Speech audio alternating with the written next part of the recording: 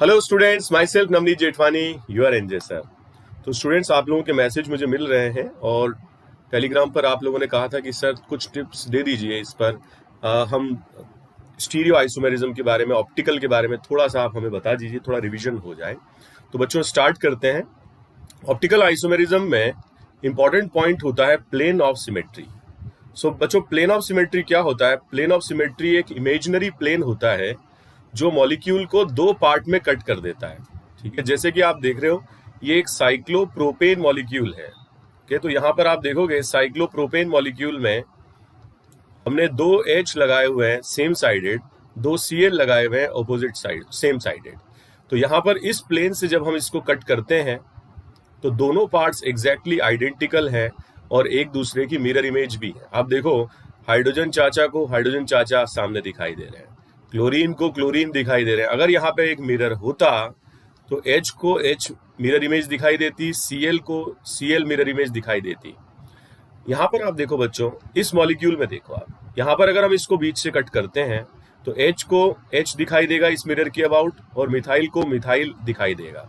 तो ये ऐसे इमेजिनरी प्लेन्स होते हैं जो मॉलिक्यूल को दो पार्ट में कट कर देते हैं। ठीक है, ये एक पार्ट लेफ्ट वाला, एक पार्ट राइट वाला, ये दोनों पार्ट्स एग्जैक्टली आइडेंटिकल हैं और एक दूसरे की मिरर इमेज भी हैं। तो अगर आप ध्यान से देखोगे यहाँ पर तो दो पार्ट हैं, एक पार्ट ये लेफ्ट वाला है और एक पार्ट ये राइट वाला है। दोनों पार्ट एक दूसरे की मिरर इमेज भी हैं और एग्जैक्टली आइडेंटिकल भी हैं। आप देखो इस मॉलिक्यूल में, देखो लेफ्ट पार्ट और राइट पार्ट दोनों आइडेंटिकल हैं और एक दूसरे की मिरर इमेज हैं। देखो, इस तरह के प्रोजेक्शंस आपने देखे होंगे, इनको कहा जाता है फिशर प्रोजेक्शंस। तो इस फिशर प्रोजेक्शन में देखो, मैंने क्या किया, इस फिशर प्रोजेक्शन को बीच से यहां से कट किया। तो बीच से यहां से कट किया तो मैं देख रहा हूं OH और OH एक दूसरे की मिरर इमेज बना रहे हैं, H और H एक दूसरे की मिरर इमेज बना रहे हैं, और मिथाइल भी एक दूसरे की मिरर इमेज बना रहे हैं। तो बच्चों, ऐसे प्लेन कहलाते हैं प्लेन ऑफ सिमेट्री। ऐसे प्लेन कहलाते हैं प्लेन ऑफ सिमेट्री। कुछ मॉलिक्यूल्स में ये होते हैं और कुछ मॉलिक्यूल में ये नहीं भी होते हैं। जैसे इस मॉलिक्यूल की अगर हम बात करें तो इस मॉलिक्यूल में ये प्लेन ऑफ सिमेट्री प्रेजेंट नहीं है। अगर आप इस मॉलिक्यूल को ऐसे बीच से कट कर देते हो तो आप ये देखोगे कि H के सामने तो Cl आ रहा है और Cl के सामने H आ रहा है, which are non identical. So I can conclude कि इस मॉलिक्यूल में प्लेन ऑफ सिमेट्री नहीं है। सिमिलरली ऊपर वाले मॉलिक्यूल को मैंने क्या किया, चेंज कर दिया। मैंने H की Cl की पोजीशन को चेंज कर दिया और Cl को ऊपर बना दिया, H को नीचे बना दिया। अब अगर मैं इस प्लेन से इसको कट करता हूं तो मॉलिक्यूल जरूर सेम होंगे, आइडेंटिकल होंगे, मगर क्या एक दूसरे की मिरर इमेज होंगे? मिरर इमेज नहीं होंगे, क्योंकि देखो मिरर अगर रहेगा तो H के सामने बिल्कुल Cl, ये बिल्कुल गलत है। H के सामने बिल्कुल H आना चाहिए और Cl के सामने बिल्कुल Cl आना चाहिए। सो मैं ये बोल सकता हूं कि ये जो मॉलिक्यूल है, ये वाला मॉलिक्यूल और ये वाला मॉलिक्यूल, इन दोनों में POS नहीं है, जबकि फर्स्ट मॉलिक्यूल में, सेकेंड मॉलिक्यूल में और थर्ड मॉलिक्यूल में प्लेन ऑफ सिमेट्री प्रेजेंट है। तो मैं ये बोल सकता हूं कि इस मॉलिक्यूल में भी POS नहीं है। तो ये एक पॉइंट होता है। सेकेंड पॉइंट होता है centre of symmetry. Centre of symmetry बच्चों एक मॉलिक्यूल में एक ही होता है, और मॉलिक्यूल का वो पॉइंट, जैसे मैं आपको यहाँ पॉइंट करके बता रहा हूँ, इस पॉइंट से अगर मैं इस डायरेक्शन में जा रहा हूँ तो मुझे Cl दिखाई दे रहा है, और जस्ट ऑपोजिट डायरेक्शन में जाता हूँ उतने ही डिस्टेंस पर तो भी Cl दिखाई देगा। सिमिलरली मैं इस डायरेक्शन में जाता हूं तो H दिखाई दे रहा है, और इसके जस्ट ऑपोजिट डायरेक्शन में जाता हूं तो भी मुझे H दिखाई दे रहा है। तो ऐसे पॉइंट को हम क्या बोलते हैं? सेंटर ऑफ सिमेट्री बोलते हैं। ये पॉइंट के लिए हर एक एटम की एग्जैक्टली आइडेंटिकल मिरर इमेज आनी चाहिए। मतलब इस पॉइंट पे अगर मैं कुछ इस डायरेक्शन में देखता हूं तो जस्ट ऑपोजिट डायरेक्शन में मुझे वही एटम उतने ही डिस्टेंस पर मिलना चाहिए। जैसे यहाँ पे मैं H देखता हूं तो जस्ट ऑपोजिट डायरेक्शन में मुझे H मिलना चाहिए उतने ही डिस्टेंस पर। जैसे मैं यहाँ कार्बन देखता हूँ तो जस्ट ऑपोजिट डायरेक्शन में मुझे कार्बन ही मिलना चाहिए। मैं लेफ्ट में कार्बन देखता हूँ तो जस्ट राइट में भी मुझे कार्बन मिलना चाहिए। ऐसे पॉइंट्स को हम बोलते हैं सेंटर ऑफ सिमेट्री, और इस मॉलिक्यूल में सेंटर ऑफ सिमेट्री प्रेजेंट है। इस मॉलिक्यूल में देखें हम, इस पॉइंट के अबाउट देखो, आप इस डायरेक्शन में हाइड्रोजन को ले जा रहे हैं। ठीक है, इस डायरेक्शन में जा रहे हैं तो हाइड्रोजन मिल रहा है, उसी डायरेक्शन में, ऑपोजिट डायरेक्शन में जाने पर सेम डिस्टेंस पर फिर H मिलेगा। इस डायरेक्शन में मिथाइल मिल रहा है, जस्ट ऑपोजिट डायरेक्शन पर भी मुझे मिथाइल मिलेगा। राइट साइड में मुझे कार्बन मिल रहा है, तो जस्ट ऑपोजिट डायरेक्शन में भी कार्बन मिलेगा। तो मैं ये बोल सकता हूं बच्चों कि यहां पर भी सेंटर ऑफ सिमेट्री प्रेजेंट है। लेकिन इसके बाद एक मॉलिक्यूल मैंने यहाँ पे लिखा हुआ है, और इस मॉलिक्यूल की अगर आप बात करें तो यहाँ देखो, हम इस डायरेक्शन में जा रहे हैं तो हमें H मिल रहा है, और जस्ट ऑपोजिट डायरेक्शन में जा रहे हैं तो हमें Cl मिल रहा है। तो ये यहाँ इस मॉलिक्यूल में सेंटर ऑफ सिमेट्री नहीं है। हर एक एटम की अगर एग्जैक्टली आइडेंटिकल मिरर इमेज होती हैं तो वो सेंटर ऑफ सिमेट्री है। जैसे यहाँ पर मैं देखता हूँ इस मॉलिक्यूल के लिए, तो यहाँ पर अगर मैं देख रहा हूँ इस डायरेक्शन में जाने पर मुझे H मिल रहा है, लेकिन ऑपोजिट डायरेक्शन में जब मैं जा रहा हूँ तो मुझे H नहीं मिल रहा है, Cl मिल रहा है। ठीक है, इसको भी चेक करो, यहाँ पर H मिल रहा है और इसकी जस्ट ऑपोजिट डायरेक्शन में जाने पर मुझे Cl मिल रहा है। तो मैं ये कंक्लूड कर सकता हूँ कि इस मॉलिक्यूल में भी सेंटर ऑफ सिमेट्री नहीं है। तो बच्चों, इसका क्या रिलेशन है POS और COS का, ये हम देखते हैं। तो जिन मॉलिक्यूल्स में POS नहीं है और COS भी नहीं है, दोनों ही नहीं है, ऐसे मॉलिक्यूल्स होते हैं ऑप्टिकली एक्टिव मॉलिक्यूल्स। तो ऐसे मॉलिक्यूल जो होते हैं वो क्या होते हैं, ऑप्टिकली एक्टिव होते हैं। ठीक है, तो कई बार क्या होता है, क्वेश्चन डायरेक्ट स्ट्रक्चर से आ जाता है और आप चेक करिए plane of symmetry and centre of symmetry, अगर वो प्रेजेंट है तो मॉलिक्यूल में क्या है, दोनों में से एक भी है। अगर POS है COS नहीं है, या COS है POS नहीं है, दोनों प्रेजेंट, तो मॉलिक्यूल ऑप्टिकली इनएक्टिव होगा। लेकिन अगर दोनों नहीं है, ना POS है ना COS है, तो मॉलिक्यूल ऑप्टिकली एक्टिव होगा बच्चों। अब इस बात को थोड़ा और समझने के लिए हम डिस्कस करते हैं कायरल सेंटर। कायरल सेंटर्स क्या होते हैं, ऐसे sp3 एटम्स होते हैं जिनसे चारों ग्रुप डिफरेंट जुड़े होते हैं। जैसे मैं यहाँ पे बना रहा हूं ABDE, ये चारों ग्रुप कार्बन से जुड़े हैं, और चारों ग्रुप अगर डिफरेंट हैं तो ऐसे एटम्स को कहा जाता है बच्चों कायरल सेंटर या कायरल एटम। इसको 3 तरह से रिप्रेजेंट किया जाता है। यहाँ देखो, ये दोनों बॉन्ड्स वो हैं जो पेपर के प्लेन में हैं, और ये दोनों बॉन्ड्स वो हैं, ये बॉन्ड प्लेन से बाहर आ रहा है और ये बॉन्ड प्लेन के पीछे जा रहा है। ठीक है, तो इस प्रोजेक्शन को बोलते हैं लाइन डैश। इसमें अगर ये चारों ग्रुप डिफरेंट हैं, A, B, D और E चारों डिफरेंट हैं, तो इस एटम को हम कायरल बोलते हैं। इसको ऐसे स्टार करके मार्क किया जाता है, ऐसा आपने पढ़ा भी होगा। फिर हम इसको रिप्रेजेंट करते हैं फिशर प्रोजेक्शन से। फिशर प्रोजेक्शन ऐसे प्लस की तरह बनाया जाता है। इस प्लस में जो हॉरिजॉन्टल बॉन्ड्स हैं वो वाले बॉन्ड्स होते हैं जो प्लेन से बाहर की तरफ आ रहे होते हैं, जिसको मैंने राइट में भी बताया हुआ है। देखो बच्चों, ये राइट में देखो, ये दोनों बॉन्ड्स हैं जो प्लेन से बाहर आ रहे हैं। तो ये जो प्रोजेक्शन है लेफ्ट वाला वो फिशर है, और जो राइट वाला प्रोजेक्शन है ये इसी मॉलिक्यूल का वेज डैश प्रोजेक्शन है। B और D हॉरिजॉन्टल बॉन्ड्स हैं, और B और D प्लेन से बाहर आ रहे हैं। B देखो ऐसे प्लेन से बाहर आ रहा है और D प्लेन से बाहर आ रहा है। जैसे ये दोनों बॉन्ड्स आपकी तरफ आ रहे हैं, इसलिए इनको ऐसे बोल्डेड बनाया गया है।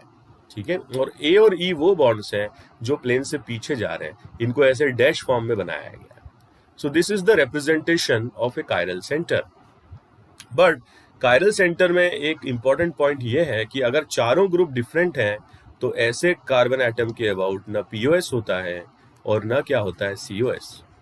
और ऐसे मॉलिक्यूल जिनमें सिंगल कायरल है वो ऑप्टिकली क्या होते हैं, एक्टिव।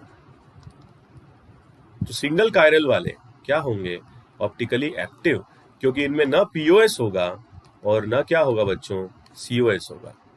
अब बच्चों, मैं इस पॉइंट पर आना चाहता था कि जैसे 2 मॉलिक्यूल आपको दिए जाए और आप उनमें कॉन्फ़िगरेशन बता पाएं कि वो R कॉन्फ़िगरेशन है या S है, या रिलेशनशिप बता पाएं कि 2 मॉलिक्यूल्स आपस में आइडेंटिकल हैं या एनैंशियोमर्स।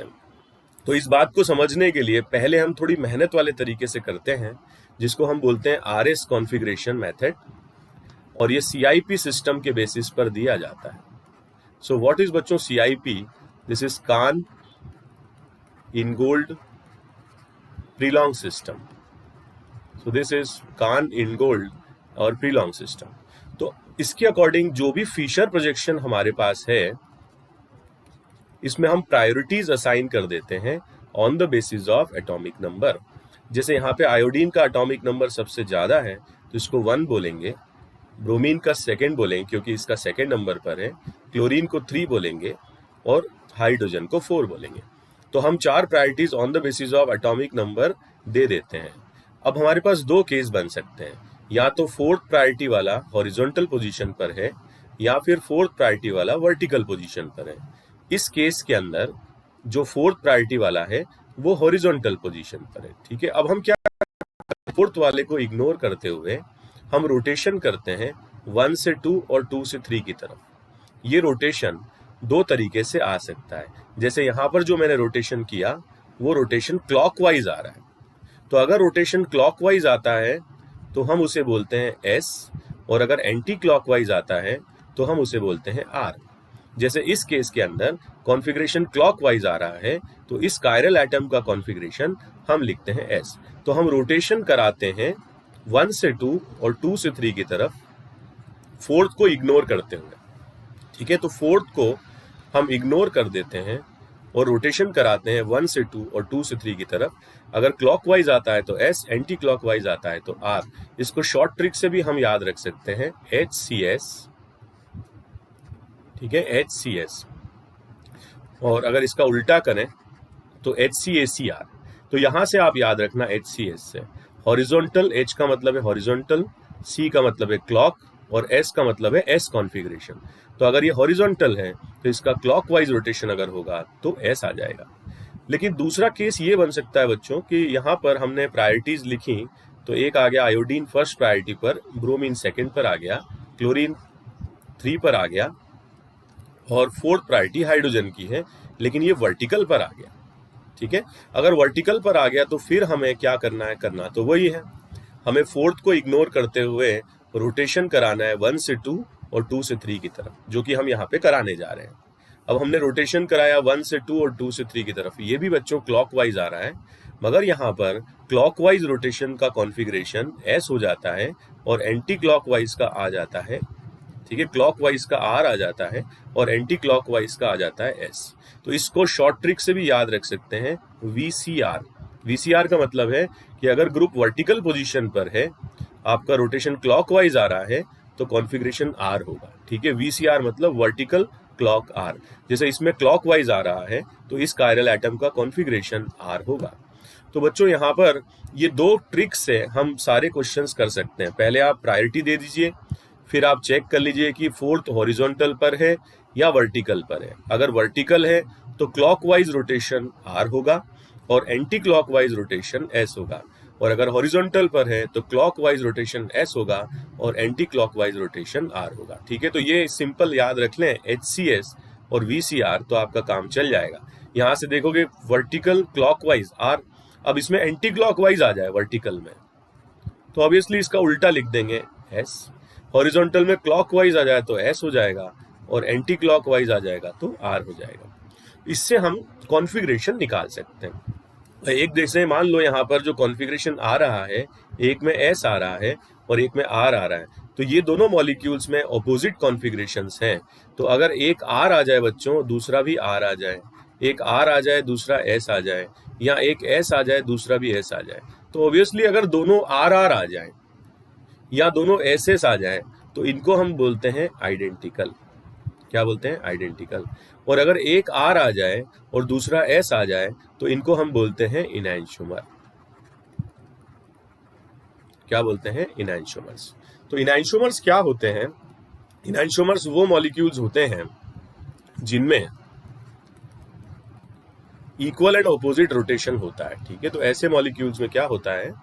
Equal and opposite rotation. वैसे भी हम समझ रहे हैं कि दोनों एक दूसरे की मिरर इमेज है, या एक R है एक S है, तो एक अगर लाइट को क्लॉकवाइज रोटेट करता है तो दूसरा एंटी क्लॉकवाइज रोटेट करता है।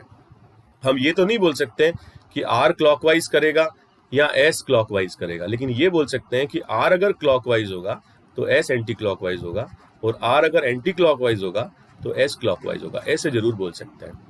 अब जो मैंने क्वेश्चंस तो ये तो आपको तरीका तो सिखा दिया, लेकिन ये एग्जामिनेशन पॉइंट ऑफ व्यू से बढ़िया तरीका नहीं है, क्योंकि इसके लिए बहुत ज़्यादा टाइम लगता है और एग्जाम में हमारे पास इतना टाइम नहीं होता है। तो हम यहाँ पे ध्यान से देखें कि एक कायरल सेंटर इसमें है और हमने क्या किया, H को और Cl को आपस में बदल दिया, अदला बदला, तो क्लोरीन ऊपर आ गया, H नीचे आ गया। तो इसको बोलते हैं बच्चों ऑड एक्सचेंज। एक बार एक्सचेंज किया आपने। जब हम एक बार एक्सचेंज करते हैं तो कॉन्फ़िगरेशन उल्टे हो जाते हैं, ठीक है। तो ऑड एक्सचेंज से कॉन्फ़िगरेशन अपोजिट हो जाते हैं। और अगर हम इवन एक्सचेंज करते हैं, मतलब 2 बार एक्सचेंज करें, जैसे यहाँ पर देखो जो Cl और Br था उनको हमने पलट करके यहाँ लिख दिया, तो Br ऊपर आ गया, Cl नीचे आ गया। तो कॉन्फ़िगरेशन A का अगर हम B से कंपेयर करें तो एक बार एक्सचेंज हुआ है, इसलिए ये ऑपोजिट हो जाएगा। और कॉन्फ़िगरेशन A का अगर हम C से कंपेयर करें तो 2 बार एक्सचेंज हुआ है, और मैं ये बोल सकता हूँ कि कॉन्फ़िगरेशन सेम आ जाएगा। तो बच्चों हम ये तो बोल सकते हैं कि A और B में ऑपोजिट कॉन्फ़िगरेशन है, और ऐसे मॉलिक्यूल आपस में क्या होंगे, इनैंशोमर होंगे। लेकिन कॉन्फ़िगरेशन A और C का सेम होगा क्योंकि 2 बार एक्सचेंज करने से बना है, तो ये A और C मॉलिक्यूल आपस में क्या हो जाएंगे, ये कहलाते हैं आइडेंटिकल मॉलिक्यूल। तो मैं ये बोल सकता हूँ कि A और B क्या है, इनैंशोमर है, जबकि A और C क्या है, आइडेंटिकल है। तो ये देख के आंसर देने वाली बात हुई। लेकिन बच्चों एक बार मैं आपको जो है इस बात का सबूत भी दे देता हूँ कि जो मैं बोल रहा हूँ वो सही बोल रहा हूँ, ठीक है। तो इसलिए मैं क्या करता हूँ, इनका कॉन्फ़िगरेशन भी निकाल लेता हूँ। तो बच्चों देखो ये 1 हो गया, ये 2 हो गया, ये 3 हो गया, ये 4 हो गया। प्रायोरिटी मैंने दे दी। वर्टिकल पोजीशन है, ये दोनों पोजीशन वर्टिकल होती हैं, एक ये वाली और एक ये वाली। रोटेशन क्लॉकवाइज, तो क्या हो गया, वर्टिकल क्लॉक, ठीक है, VCR, इसका कॉन्फ़िगरेशन R हो जाएगा। यहाँ देखें हम, ये 1, ये 2, ये 3, ये 4, इसको हमने फ्रीज कर दिया 1 से 2, 2 से 3 क्लॉकवाइज, सो हॉरिजॉन्टल क्लॉक S, ठीक है। यहाँ पर हम चेक कर लेते हैं 1, 2, 3 और ये 4, ये भी क्या है, हॉरिजॉन्टल है, लेकिन रोटेशन एंटी क्लॉकवाइज हो गया, तो हॉरिजॉन्टल क्लॉक S है, तो एंटी क्लॉक क्या हो जाएगा, R हो जाएगा। अब आप चेक करो बच्चों, जो फर्स्ट वाला मॉलिक्यूल था वो R है, और जो लास्ट वाला है वो भी R है, तो हमारा आंसर बिल्कुल ठीक था, ये आइडेंटिकल है। फर्स्ट वाला R है और सेकंड वाला S है, तो ये भी हमारा आंसर बिल्कुल ठीक था कि ये एनैंशोमर है, ठीक है। तो अब हम बार बार क्या करेंगे, RS नहीं निकालेंगे, और वैसे भी जहाँ फिशर प्रोजेक्शन नहीं होता है तो हम RS निकालते भी नहीं, जैसे कि इस में चेक करते हैं। अब अगर OH आउट ऑफ प्लेन है तो H इन द प्लेन होगा, यहाँ पर OH आउट ऑफ प्लेन है तो H इन द प्लेन होगा, और अगर OH इन द प्लेन है तो OH आउट ऑफ प्लेन होगा, जैसे मैंने यहाँ पे बनाए। क्या आप इन दोनों को कंपेयर कर सकते हो? सबसे पहली बात, यहाँ पर देखो एक एक कायरल एटम है, और हमने जब मॉलिक्यूल A से B बनाया, A लेफ्ट वाले को ले लेते हैं, B राइट वाले को ले लेते हैं, तो जब A से B बनाया तो हमने ऑड एक्सचेंज किया, OH को और H को इंटरचेंज किया, तो A से जब B बनाया तो उल्टा हो जाना चाहिए कॉन्फ़िगरेशन, और मैं ये कंक्लूड कर सकता हूँ कि दोनों मॉलिक्यूल एक दूसरे के इनैंशोमर्स हैं। क्या हैं, एक दूसरे के इनैंशोमर्स। ओके, तो ये सिंगल कायरल के लिए तो बहुत शानदार ट्रिक है, और हर क्वेश्चन में आप कर सकते हो। लेकिन बहुत सारे क्वेश्चंस ऐसे होते हैं जिनमें एक से ज़्यादा कायरल एटम आते हैं, और उनमें फिर हमें क्या करना पड़ता है, हर एक कायरल को बच्चों चेक करना पड़ता है। जैसे यहाँ देखो बच्चों, ये एक कायरल एटम है, ये एक कायरल एटम है, और ये मॉलिक्यूल्स में हमें बताना है कि ये तीनों मॉलिक्यूल में आपस में क्या रिश्ता है। पहले हम ये देख रहे थे कि एक कायरल था, तो हमारे लिए आसान था, RS भी निकाल सकते थे, ट्रिक से भी कर सकते थे। लेकिन यहाँ पे क्योंकि मल्टीपल कायरल हैं तो हमें और थोड़ा सा डीप में जा करके सोचना पड़ेगा। मैं क्या करता हूँ, मैं पहले वाले कायरल को R मान लेता हूँ A मॉलिक्यूल के लिए, और दूसरे कायरल को भी मैं R मान लेता हूँ। ये मैं A मॉलिक्यूल के लिए अज्यूम कर रहा हूँ। क्यों? क्योंकि मैं टाइम बचाना चाहता हूँ। मैं एक्चुअल कॉन्फ़िगरेशन निकाल भी सकता हूँ, लेकिन मैं निकालूंगा नहीं, मैंने अज्यूम कर लिया, ठीक है। हो सकता है ये क्या हो, SS हो, ठीक है। तो मैंने क्या कर लिया, चलो मैं SS मान लेता हूँ इनको। तो मैं क्या करता हूँ, ऊपर वाले को चलो S मान लेता हूँ, और नीचे वाले को मैं R मान लेता हूँ। अब मैं इसको B से कंपेयर करता हूँ। जब मैंने B बनाया तो मैंने ऊपर वाले कायरल पर देखो कोई चेंज नहीं किया, H अभी भी लेफ्ट में है, Cl अभी भी राइट में है। जब मैंने नीचे देखा तो H और Br को जब मैंने यहाँ देखा तो मैंने यहाँ एक इंटरचेंज किया हुआ है, Br को मैं लेफ्ट में ले आया हूँ और H को राइट में ले आया हूँ। क्योंकि मैंने ऊपर वाले पर कोई चेंज नहीं किया है तो ऊपर वाले का कॉन्फ़िगरेशन अभी भी S रहेगा, और नीचे वाले का जो कॉन्फ़िगरेशन है वो मुझे चेंज करना पड़ेगा, क्योंकि मैंने 1 एक्सचेंज किया है, किसका, Br का और H का, ठीक है। 1 एक्सचेंज हो गया।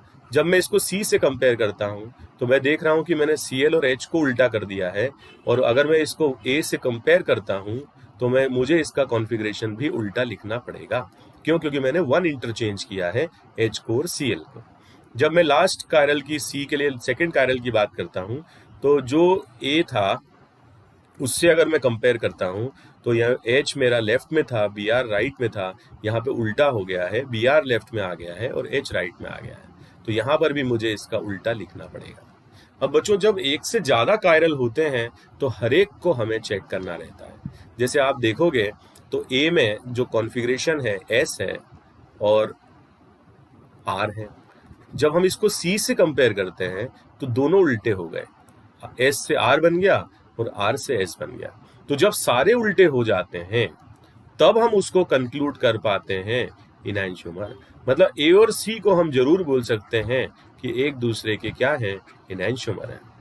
बट बच्चों, A और B में एक तो क्या हो रहा है, सेम रह रहा है और एक उल्टा हो जा रहा है। तो जब ऐसा हो जाता है कि सारे उल्टे नहीं होते हैं, कुछ उल्टे हो जाते हैं, कुछ नहीं होते हैं, तो ऐसे में हम इंसानियत का रिश्ता डिफाइन कर देते हैं और इन मॉलिक्यूल्स को बोलते हैं डायस्टीरियोमर्स।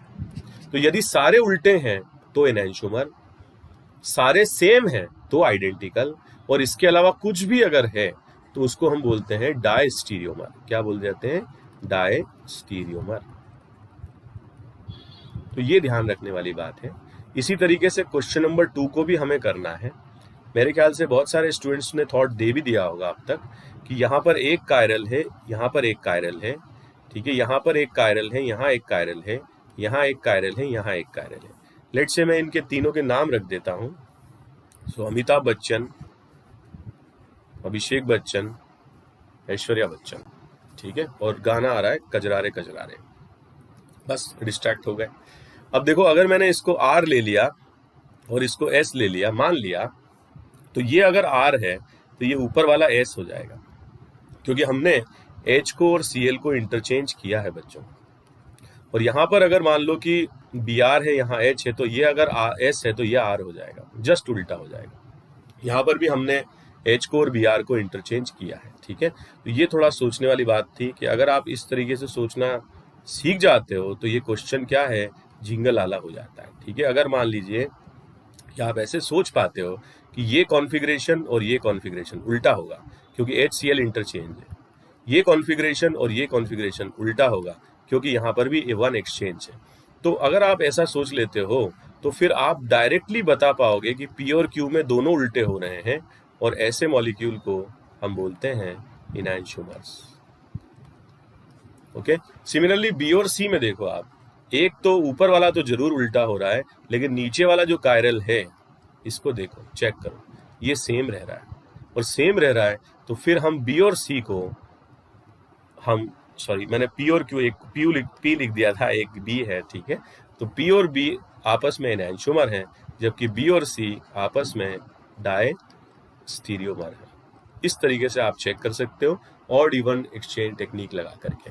लेकिन मल्टीपल कायरल में हमें हर एक एटम के बारे में सोचना पड़ेगा। यहाँ देखो आप, ये कायरल और ये कायरल उल्टा है, ये कायरल और ये कायरल उल्टा है, इन दोनों मॉलिक्यूल में दोनों उल्टे हैं तो ये एनैंशियोमर है।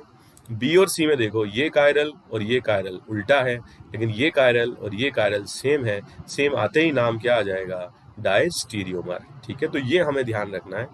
कुछ कंपाउंड्स और भी हैं, मैं आपको अब देख करके बताऊंगा। देखो, ये कायरल और ये कायरल उल्टा है, और बहुत सारे बच्चों के दिमाग में आ रहा होगा सर ये कायरल और ये कायरल भी उल्टा है। बच्चों, एक बात का ध्यान दो कि ये कायरल एटम नहीं है, केवल एक ही कायरल है इसमें, क्योंकि ये भी CH3 ग्रुप है और ये भी CH3 ग्रुप है।